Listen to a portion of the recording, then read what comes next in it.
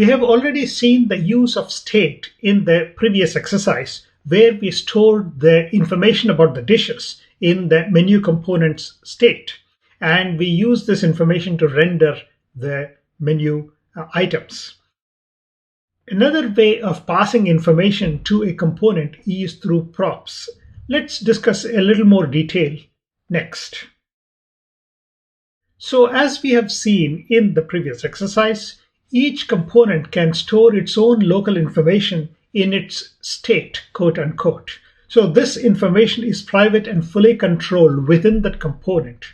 Now, a state within a component can easily be passed to its children through the use of props, which we will talk about a little bit later. In React, only class components can store state. So if in a particular component you need to store the state, you need to implement that component as a class component. We will see other kinds of React components where we don't need to store state and we can simplify the component declaration significantly. As we have seen in the previous exercise, the state information is usually declared in the constructor of the class component. So when you declare the constructor, you would initialize a variable called this.state, which is a JavaScript object which contains all the state for this component. If you need to update the state of a component, you cannot directly go and update the state by changing the property values. Instead, any update to a state of a component has to be done through the use of the setState method. So whenever you need to make any changes to the state of a component, you always say this.setState and then supply the property that you want to modify. So when you call the this.setState with a particular property that is changed, then this change will be merged into the state of the component.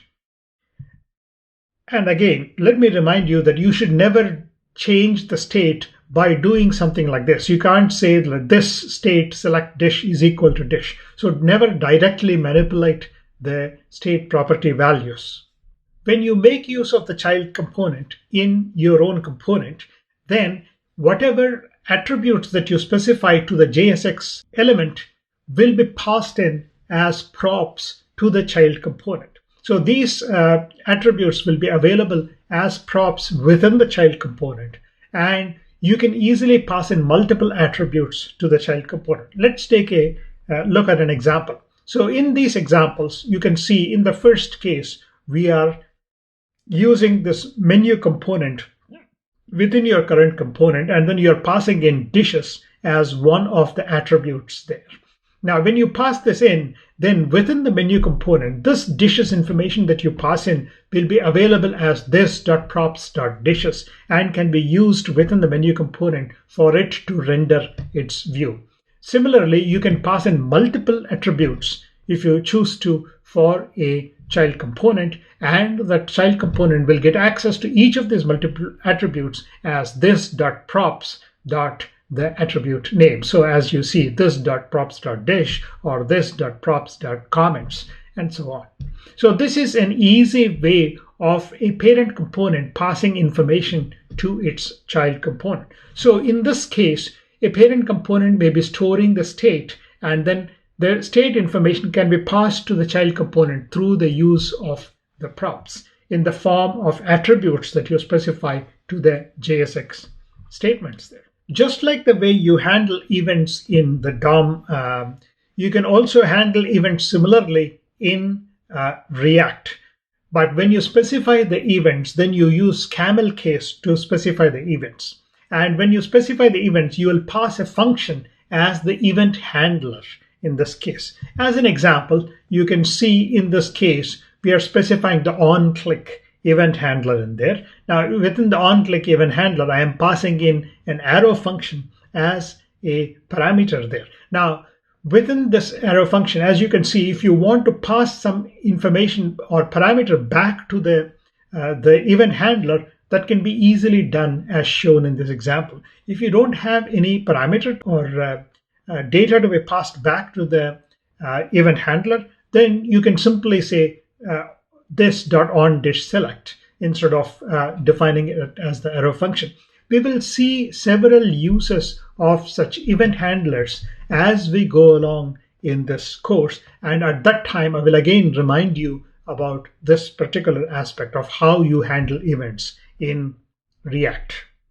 Very often your React application would be implemented as a hierarchy of components. So in that case, you may wish to lift the state up to an ancestor of the current component. So for example, if several components have a shared state and any change to the state needs to be automatically seen by all these components, then it is better to move the state to one of the ancestors, common ancestor of all these components, and ensure that any state changes will be sent back up to that common ancestor. We will see the use of this in the exercise in one of the later modules. But again, in the very next exercise, you will see me lifting the state up from a child component to its parent component to make it convenient for us to store the state. Any changes to data in one component may need to be reflected to the other component, and this is where, by lifting the state up, it makes it more convenient for you to handle this. When you have an array of items, you can easily lay them out as lists in your React components. Lists and the way you handle them is very similar to JavaScript. So for example, if you have an array and you want to iterate over all the items in the array and then convert it into a list, you can easily do that using the map JavaScript function there. So in this example, you can see that I am taking the dishes which come in as an array of JavaScript objects, and then I do the map on that, which gives me access to each element of this array. And then for each element of the array, I can then lay it out as a list item. When you do list items in React, for each of the items, it is important to specify the keys for each element inside an array. So as you can see in this example, I am using an outer div where I specify key is equal to dish ID. So in this case, since each dish will have its own unique ID, I'm using the dish ID as the key when I lay out the list of items there.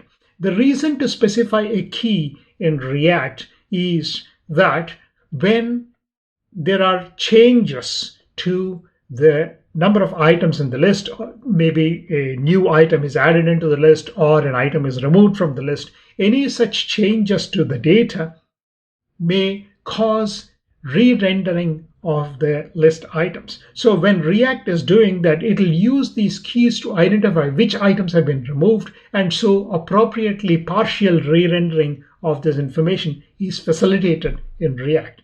As you recall, React only modifies those parts of the DOM tree that need to be updated. With this quick understanding about the state and props and how you lift the state up and the application of list and keys, let's move on to the next exercise where we will use all these concepts in reorganizing our React application, and then also use a better way of rendering the list of items within our menu in our React application.